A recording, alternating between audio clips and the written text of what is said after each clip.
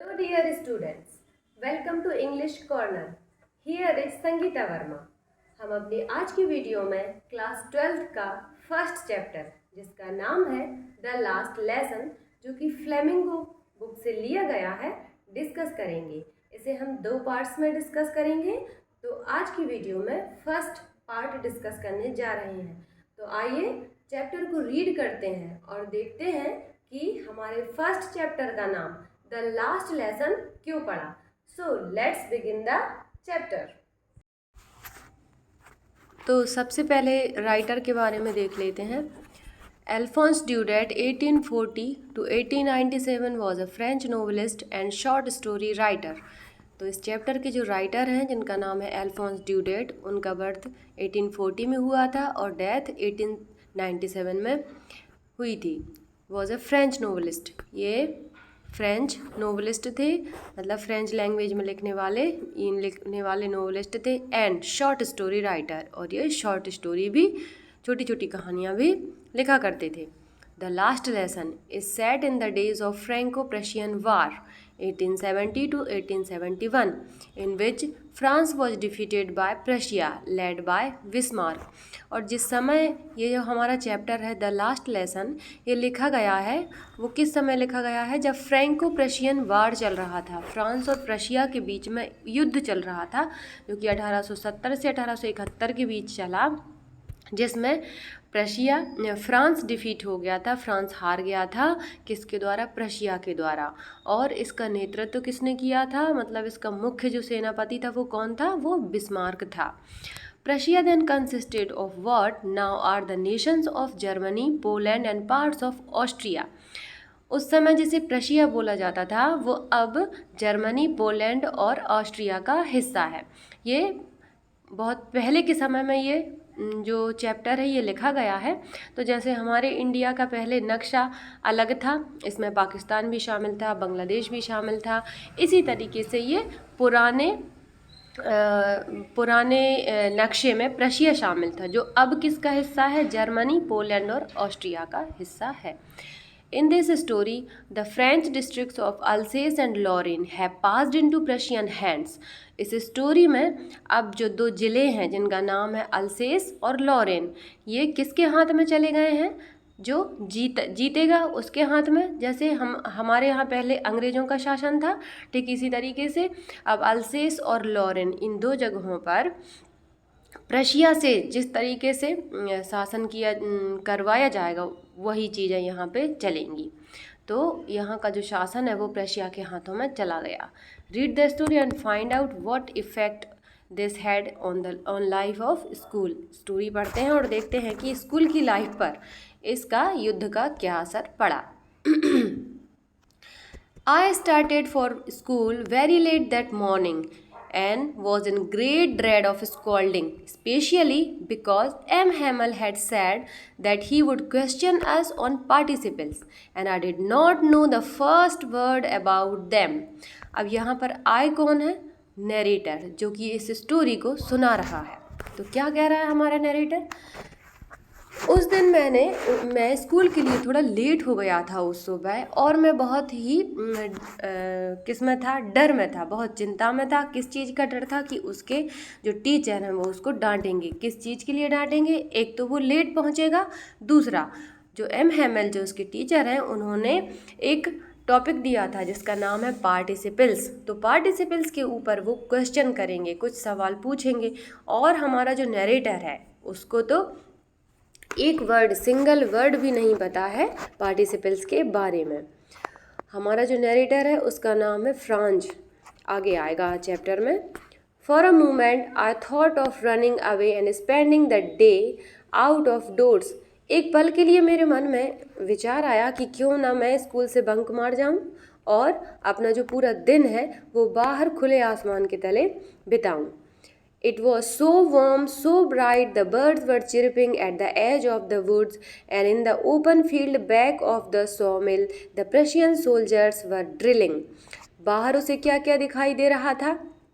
बहुत अच्छी धूप निकली हुई थी, वार्म था, मौसम गर्म था, सो ब्राइट था, धूप निकलने की वजह से वातावरण उसको बहुत ब्राइट दिखाई दे रहा था।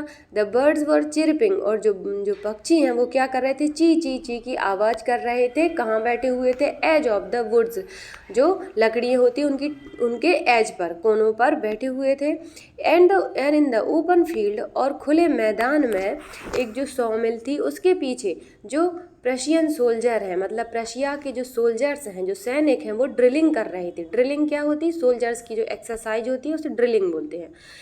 It was all much more tempting than the rules of participants, और ये जो सारी चीज़ें हमारे नरेटर को, हमारे फ्रेंच को दिखाई दे रही थी, ये ज़्यादा टेम्पटिंग, ज़्यादा आकर्षक लग रही थी, ज़्यादा लुभावनी लग रही थी। किसकी बजाय, रूल्स ऑफ पार्टिसिपेंट्स के, जो पार्टिसिपेंट्स के नियम याद करने के लिए दिए थे टीचर ने, उससे कहीं ज़्यादा अच्छी लग रही थी नरेटर को।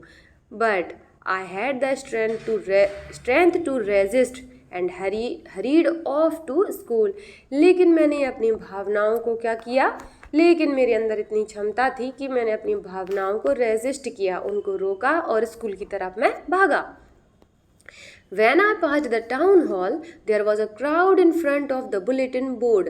और जब मैं टाउन हॉल से गुजर रहा था तो बुलेटिन बोर्ड के यहाँ मैंने बहुत सारी भीड़ देखी।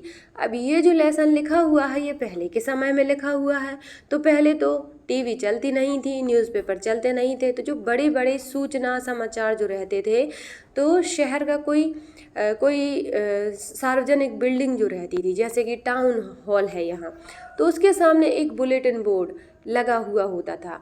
तो उस पर खास जो न्यूज़ रहती थी वो लगा दी जाती थी, ताकि आम इंसान को पता चल सके कि देश में क्या कुछ खास हुआ है।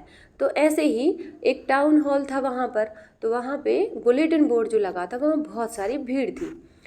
For the last 2 years, all our bad news had come from there. The lost battles, the draft, the orders of the commanding officer, and I thought to myself without stopping, what can be the matter now? और पिछले 2 सालों से क्या हो रहा था कि bad news ही उस बुलेटिन बोर्ड पर लग रही थी, जैसे कि कौन किससे युद्ध जीता, कहाँ कौन सी नई न्यूज, कौन सा नया फरमान निकला है, और कौन से ऑर्डर हुए हैं, कमांडिंग ऑफिसर्स के लिए क्या ऑर्डर हैं। तो यही न्यूज़ लग रही थी पिछले 2 साल से बुलेटिन बोर्ड पे। इसलिए मैंने उसके बारे में ना सोचा, अपने बारे में सोचा, और बिना रुके मैं ये बोलते हुए चला गया, what can be the matter now, अब कौन सा मैटर हो सकता है। अब हमारा जो फ्रेंड है, जो नरेटर है, वो स्कूल की तरफ आगे बढ़ गया। Then as I hurried by as fast as I could go, the blacksmith watcher who was there with his apprentice reading the bulletin called after me, don't go so fast bub, you will get to your school in plenty of time. और जब मैं बहुत तेज़ी से भाग रहा था तो रास्ते में एक ब्लैक स्मिथ यानी कि लोहार और वॉचर, ये WATCHER होगा, यहाँ पर कुछ मिसप्रिंट है, वॉचर यानी कि चौकीदार वहाँ पर था, तो वो ये WATCHR होगा। तो उन्होंने उसे आवाज़ लगाई, वहाँ पर वो थे किसके साथ, विथ हिज अप्रेंटिस, उनके जो दुकान पे जो सीखने के लिए जो लड़के काम करते हैं उनको अप्रेंटिस बोलते हैं। तो वो बुलेटिन बोर्ड पर न्यूज़ रीड कर रहे थे, तो उन्होंने मुझे आवाज़ लगाई, डोंट गो सो फास्ट बब, बेटा इतने तेज मत भागो, तुम्हारे पास स्कूल पहुंचने के लिए बहुत सारा टाइम है। I thought he was making fun of me and reached M. Hammel's little garden all out of breath. मुझे लगा कि ये लोग मजाक कर रहे हैं, इसलिए मैंने उनकी बातों पर ध्यान नहीं दिया, ये लोग मुझसे मजाक कर रहे हैं, और मैं दौड़ते दौड़ते ही कहाँ पहुँच गया, जहाँ पे M. Hammel जो कि फ्रेंच के टीचर हैं, उनका छोटा सा गार्डन है। देखो अब ये जो चैप्टर लिखा हुआ है, तो जिस स्कूल की बात हो रही है, इसके जो टीचर हैं ये उसी स्कूल में रहते हैं। जैसे हमारे यहाँ नवोदय विद्यालय सेंट्रल स्कूल में टीचर्स को वहीं पे क्वार्टर्स अवेलेबल होती हैं, तो ये जो चैप्टर है इसमें भी इसके जो टीचर हैं वो पिछले 40 सालों से उसी स्कूल में रहते हैं, उनको वहाँ रूम अवेलेबल किया गया है, और उनके रूम के सामने छोटा सा गार्डन भी है। तो ये जो हमारा नरेटर है ये उसी गार्डन की बात कर रहा है कि मैं बहुत तेज़ दौड़ते हाँफते M. Hammel के गार्डन के पास पहुँच गया। आगे क्या देखते हैं, Usually, when school began, there was a great bustle which could be heard out in the street. The opening and closing of desks, lessons repeated in unison, very loud with our hands over our ears to understand better, and the teacher's great ruler rapping on the table. अच्छा, सामान्यतः जब school खुलता है तो रोज़ क्या होता है कि बहुत अस्त व्यस्त रहता है। जो हलचल रहती है ना स्कूल की बच्चों की आने की जाने की, ये बाहर गली तक सुनाई देती है। और ओपनिंग एंड क्लोजिंग, डेस्कों का खुलना बंद होना, लेसन्स का रिपीट होना, बार बार दोहराना एक लय में, यूनिसन में, बहुत तेज़ बहुत लाउड। और जो बच्चे होते हैं जो जब वो बहुत तेज़ तेज़ याद करते हैं तो शोर होने की वजह से वो अपनी कानों में क्या है उंगली डाल लेते हैं, जिससे कि याद करने में आसानी रहती ताकि बाहर की आवाज़ ना आए। तो ये सब शोर और कौन कौन क्या क्या आवाज़ आती है। जो टीचर होते हैं वो उनका जो रूलर होता है, एक जो छड़ी होती है बच्चों को डराने के लिए, उसको वो रैप करते हैं टेबल पर, टैप टैप थपथपाते हैं। तो उसकी जो रैपिंग की खटखटाने की जो आवाज़ है वो टेबल की, वो भी बाहर सुनाई देती है। पर आज क्या हो रहा है, आज but now it was all so still. आज क्या था, एकदम शांत था। ये सब चीज़ें कुछ भी सुनाई नहीं दे रही थी जो रोज़ सुनाई देती थी। I had counted on the commotion to get my desk without being seen, but of course that day everything had to be quiet as Sunday morning।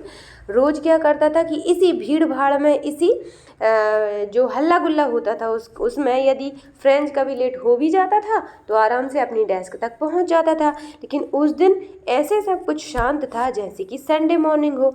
Sunday morning में स्कूल शांत क्यों रहता है, क्योंकि बच्चों की छुट्टी रहती है, तो इसलिए ये सब हलचल संडे को नहीं होती। Through the window I saw my classmates, और खिड़की से मैंने अपने क्लासमेट्स को देखा, ऑलरेडी इन देयर प्लेसेज, जो कि पहले से ही अपनी जगह पे बैठ चुके थे। And M Hamel walking up and down with his terrible iron ruler under his arm, और जो मेरे टीचर हैं एम हेमल, वो क्लास में आगे पीछे वॉकिंग कर रहे हैं, अप एंड डाउन घूम रहे हैं, और उनकी आर्म के नीचे, बाह के नीचे क्या दबी हुई है, टेरिबल आयरन रूलर, मतलब लोहे की वो छड़ी दबी हुई है जो कि फ्रेंच को टेरिबल लग रही है। I had to open the door and go in before everybody. अब आज मुझे क्या करना है, मुझे सबके सामने दरवाज़ा खोलना था और सबके सामने मुझे अंदर जाना था। You can imagine how I blessed and how frightened I was. आप कल्पना कर सकते हैं कि उस समय मैं कितना शर्माया हुआ रहा होऊंगा और कितना मुझे डर लग रहा होगा कि ऐसी स्थिति में मुझे सबके सामने अंदर जाना है। बट नथिंग हैपेंड, लेकिन ऐसा कुछ नहीं हुआ। M Hamel saw me and said very kindly, जो उसके टीचर हैं एम हेमल, उन्होंने उसको देखा और बहुत ही काइंडली, बहुत दया के साथ बोला। क्या बोला, go to your place quickly little friends, we were beginning without you. अपनी जगह पे जाके जाओ प्यारे फ्रेंच, छोटे फ्रेंच। यहाँ लिटिल फ्रेंच का मतलब ये नहीं है कि छोटे फ्रेंच, मतलब ये एक प्यार से संबोधन करना। जैसे हमारे यहाँ अरे बेटा या बेटी बोला जाता है, बच्चा, इस टाइप से जो प्यार से संबोधन करते हैं, तो ऐसे ही प्यार से जो उनके टीचर हैं वो कह रहे हैं कि अरे प्यारे फ्रेंच, आओ अपनी जगह पे बैठ जाओ, हम तो तुम्हारे बिना ही शुरू करने वाले थे। आई jumped over the bench and sat down at my desk, और मैंने छलांग लगाई और बेंच पर कूद गया और अपनी डेस्क पर बैठ गया। Not till then, when I had got a little over my fright, did I see that our teacher had on his beautiful green coat, his frilled shirt, and the little black silk cap, all embroidered, that he never wore except on inspection and prize days। जब मैं जाकर जैसे ही अपने bench पर बैठा और मेरे अंदर का जो इतनी देर से जो डर भरा हुआ था वो सब विचार जैसे ही शांत हुए, तो मैं क्या देखता हूँ, मैंने क्या देखा कि मेरे जो टीचर हैं उन्होंने बहुत सुंदर ब्यूटीफुल ग्रीन कलर का कोट पहना हुआ था। और क्या हुआ, किसके साथ पहना हुआ है, फ्रिल्ड शर्ट, शर्ट पहनी हुई है जिसमें कि फ्रिल लगी हुई है, झालर लगी हुई है।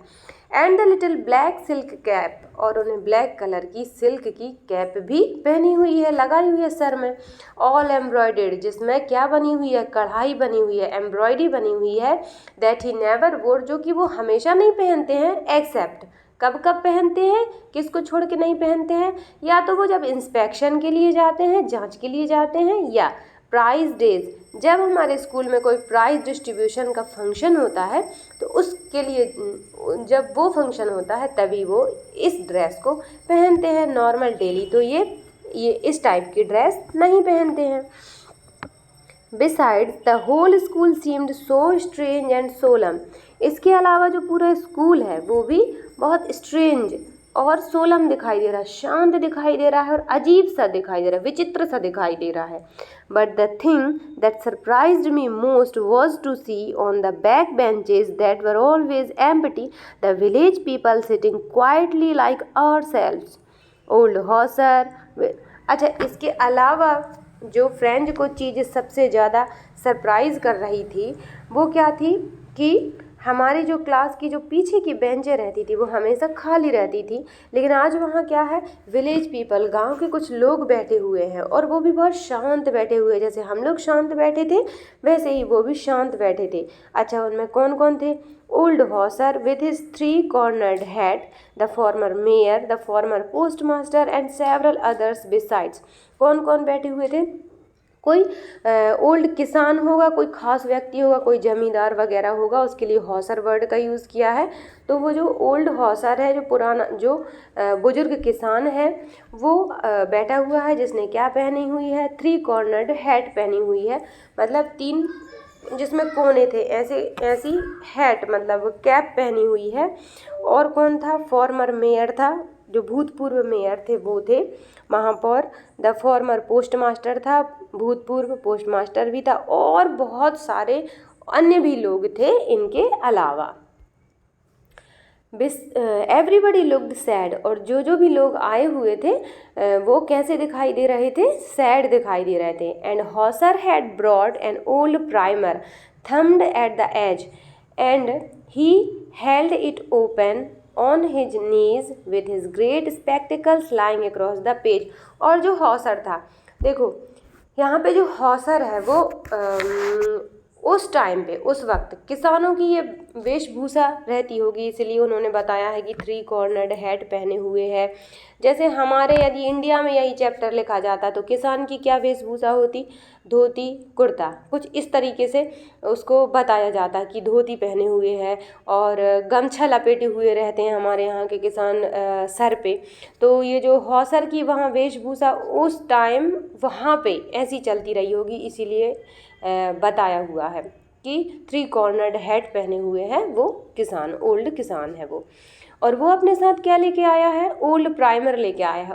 प्राइमर क्या होता है? ऐसी बुक जिसमें कुछ उनके प्लेस की कुछ धार्मिक कविताएं हो सकती हैं, जैसे हमारे यदि भाषा में बोले तो भजनों की किताब बोल सकते हैं हम उसको। डिवोशनल सॉन्ग लिखे हों जिसमें कुछ डिवोशनल बातें लिखी हों जिसमें, तो वो है ओल्ड प्राइमर। एक पुरानी सी प्राइमर लेके आया है जिसमें कि जो कि थम्ड है, उसमें अंगूठे लगे हुए हैं। एट द एजेज, उनके कोनों पे क्या लगे हुए हैं? अंगूठे लगे हुए हैं। इसका ये चीज़ क्या बता रही है कि ये जो किसान है वो पढ़े लिखे नहीं है। And he held it open on his नीज, और उसने उस बुक को, प्राइमर को ओपन करके खोल के रखी हुई है और अपने घुटनों पे रखी हुई है उसे। विथ हिज ग्रेट स्पेक्टिकल, और बड़े बड़े उसके चश्मे हैं, तो चश्मे को निकाल के उसने उन पेजों के ऊपर या उस किताब के ऊपर रख दिया है।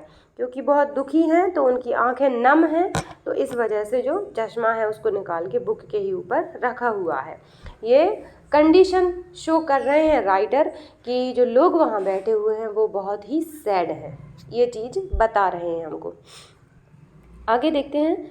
While I was wondering about it all, M. Hamel mounted his chair, और जब मैं इन्हीं सब विचारों में खोया हुआ था, यही सब सोच रहा था, एम हेमिल ने अपनी चेयर पे बैठे, and in the same grave and gentle tone which he had used to me said, और जिस तरीके से उन्होंने बहुत ही काइंडली और जेंटल टोन में, बहुत अच्छी टोन में मुझसे बात की थी, मुझे अंदर बुलाया था, उसी टोन में उन्होंने कहा, My children, this is the last lesson I shall give you.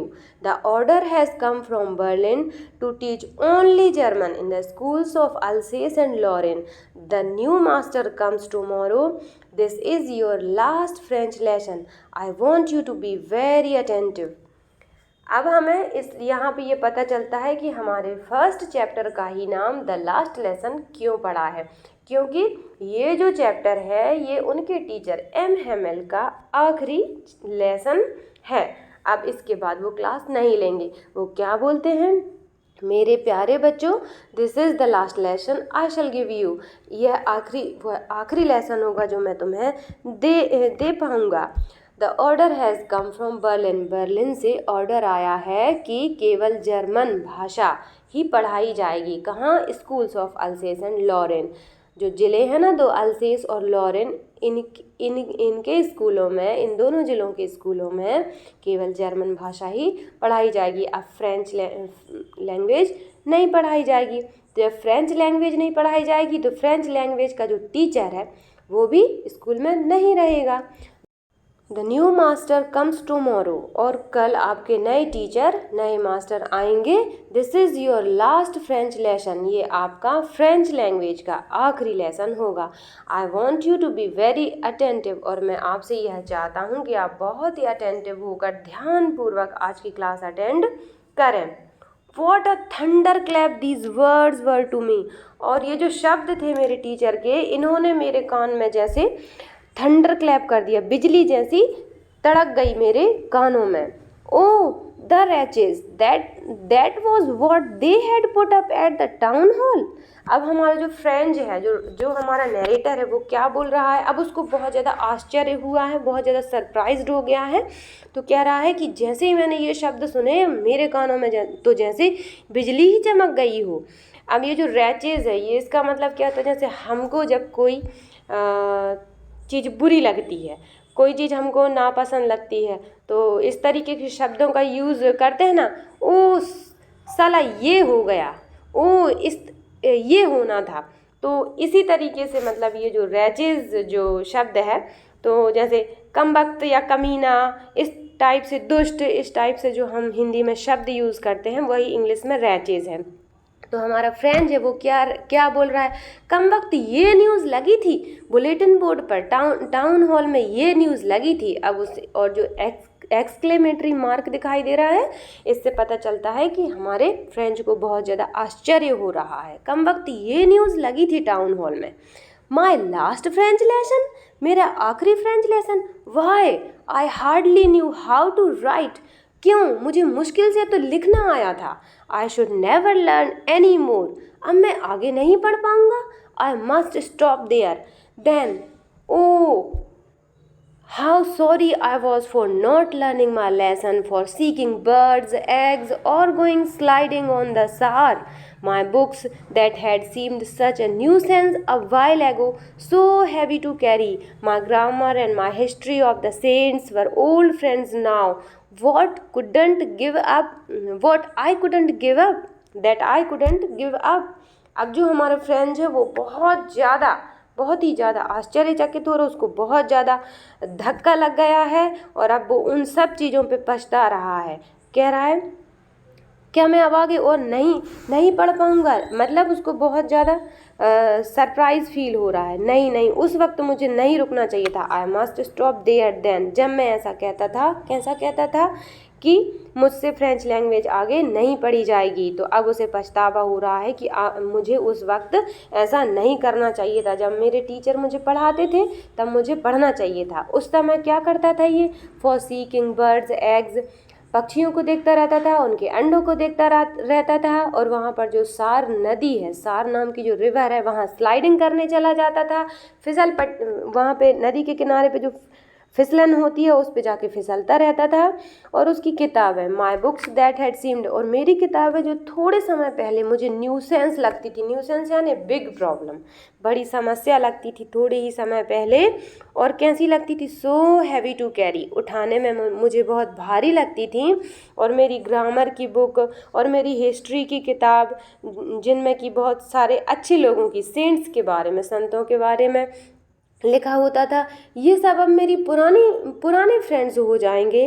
नहीं, आई कुडंट गिव अप, मुझे ऐसा नहीं करना चाहिए था। उस वक्त जब टीचर मुझे पढ़ाते थे उस वक्त मुझे पढ़ लेना चाहिए था।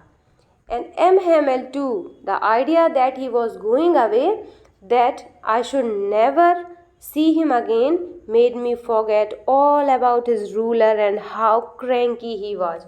और अब वो एम हेमल उसके जो टीचर हैं उनके बारे में भी सोच रहा है कि पहले जब वो पढ़ाते थे तो इसको कैसे लगते थे कि उनका व्यवहार बहुत ही र्यूड है, वो बहुत ही क्रैंकी व्यवहार के हैं, मतलब उनका व्यवहार इसको पसंद नहीं आता था, उनका व्यवहार बड़ा ही डल टाइप से लगता था, इसको इंटरेस्टिंग नहीं लगता था, और उनकी जो रूलर है उससे भी ये बहुत डरता था। पर अब क्या बोल रहा है कि जैसे ही मुझे ये न्यूज़ सुनने को मिली, जैसे ये पता चला, तो अब मैं ये सारी चीज़ें भूल गया। अब बस उसे यही याद आ रही है कि अब मैं अपने टीचर एम हेमल को कभी देख नहीं पाऊँगा। तो यहाँ पर हमारा पार्ट 1 ख़त्म होता है। पूरी स्टोरी जानने के लिए इसका पार्ट 2 देखना ना भूलें। Thanks for watching.